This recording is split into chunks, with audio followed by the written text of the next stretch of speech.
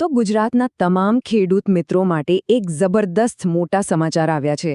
સરકારે એક એવી જાહેરાત કરી છે જે સાચું કહું તો ખેતી કરવાની આખી રીતને બદલી શકે છે.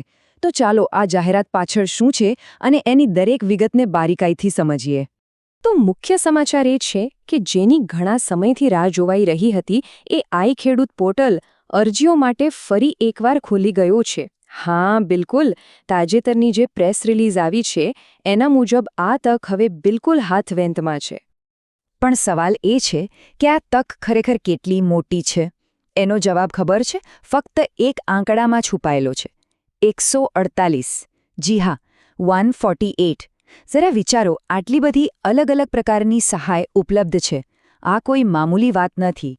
આ એક એવી વિશાળ રેન્જ છે જે ખેતીના લગભગ દરેક પાસાને આવરી લે છે. અને હા, અહીં એક સૌથી અગત્યની વાત. આ તક કાયમ માટે ખુલ્લી નથી રહેવાની. અરજી કરવા માટે ફક્ત અને ફક્ત 1 મહિનાનો જ સમયગાળો છે. તારીખો બરાબર નોંધી લેજો. 27 માર્ચથી લઈને 26 એપ્રિલ 2025 સુધી. આ તારીખો ભૂલથી પણ ચૂકાય નહીં, કારણ કે બધી જ યોજનાઓ માટે અરજી કરવાનો આ એકમાત્ર સમયગાળો છે. સારું, તો મનમાં તરત જ સવાલ આવે કે આ 148 ઘટકોની જે વાત થઈ રહી છે એમાં આખરે છે શું? કઈ કઈ બાબતોનો સમાવેશ થાય છે? ચાલો હવે એને જરા ઊંડાણમાં સમજીએ અને જોઈએ કે કયા કયા ક્ષેત્રોમાં સહાય મળી રહી છે. જુઓ, આ જે 148 પ્રકારની સહાય છે એને મુખ્યત્વે 3 ભાગમાં વહેંચી દેવામાં આવી છે. ખેતીવાડી માટે છે 42 ઘટકો, પશુપાલન માટે 12 અને સૌથી વધુ ધ્યાન ખેંચે છે બાગાયત ક્ષેત્ર. એમાં પૂરેપૂરા 94 ઘટકો છે. આના પરથી એક વાત તો સાફ છે કે સરકારનું ફોકસ બાગાયતી પાકો અને આધુનિક ખેતી તરફ કેટલું બધું છે. ચાલો, તો સૌથી પહેલાં વાત કરીએ ખેતીવાડીની. આ વિભાગમાં મુખ્યત્વે પરંપરાગત ખેતીને વધુ મજબૂત બનાવવા માટેના જે સાધનો અને સુવિધાઓ છે એના પર ધ્યાન અપાયું છે. અને યાદ છે ને, આમાં કુલ 42 પ્રકારની સહાય છે. આ 42 ઘટકોમાં શું શું આવે? તો જુઓ, ટ્રેક્ટર, રોટાવેટર અને કમ્બાઇન હાર્વેસ્ટર જેવા મોટા અને મોંઘા સાધનો પર સહાય છે. પણ વાત અહીં અટકતી નથી. ખેતરની સુરક્ષા માટે તાર ફેન્સિંગ કરવી હોય કે પછી પાકના સંગ્રહ માટે ગોડાઉન બનાવવું હોય, એના માટે પણ મદદ છે. આ બધી સહાયનો સીધો મતલબ શું? ખેતીના ખર્ચમાં સીધો ઘટાડો.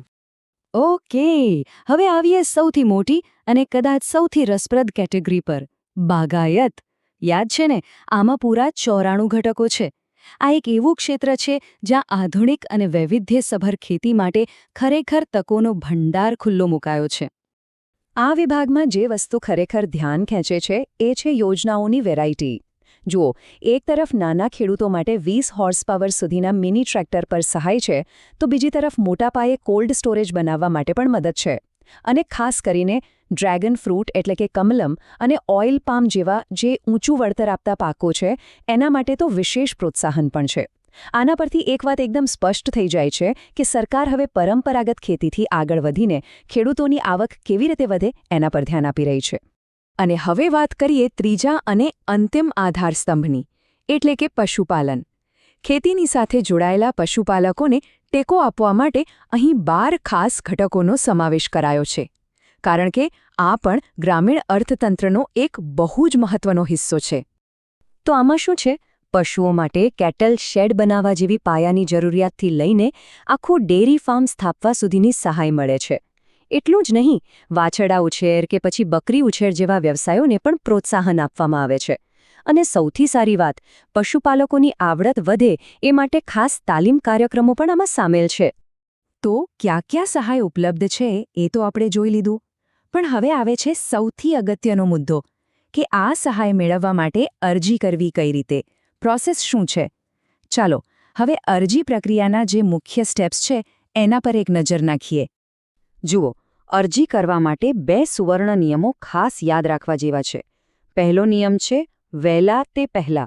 મતલબ જેટલી જલ્દી અરજી કરવામાં આવે તેટલી મંજૂરી મળવાની શક્યતા વધી જાય છે. અને બીજો નિયમ જે એકદમ ફરજિયાત છે, મોબાઈલ નંબર આધાર કાર્ડ સાથે લિંક હોવો જ જોઈએ. આના વગર અરજી આગળ વધશે જ નહીં. અને આ જે સમય પસંદ કરાયો છે ને એ સરકારની દૂરંદેશી બતાવે છે. સામાન્ય રીતે શું થાય? પોર્ટલ નાણાકીય વર્ષની શરૂઆત પછી ખુલે. પણ આ વખતે તેને જાણી જોઈને વહેલું ખોલવામાં આવ્યું છે. કેમ? જેથી ઉનાળામાં જે મશીનરી ખરીદીની સિઝન આવે એના પહેલાં જ ખેડૂતોના હાથમાં સહાયની રકમ પહોંચી જાય. ખરેખર આ એક ખૂબ જ સ્માર્ટ અને ખેડૂતલક્ષી નિર્ણય કહેવાય. તો છેલ્લે એક વિચારવા જેવો સવાલ એ છે કે ખેતી, બાગાયત અને પશુપાલનમાં આ જે 148 તકો સામે આવી છે એનો લાભ લઈને કોઈપણ ખેડૂત પોતાના ભવિષ્યને કેવી રીતે ઘડી શકે છે. આ યોજનાઓ માત્ર આર્થિક સહાય નથી, પણ એ એક નવી શરૂઆત કરવાની, આગળ વધવાની અને પ્રગતિ કરવાની ચાવી છે. શક્યતાઓ ખરેખર અપાર છે.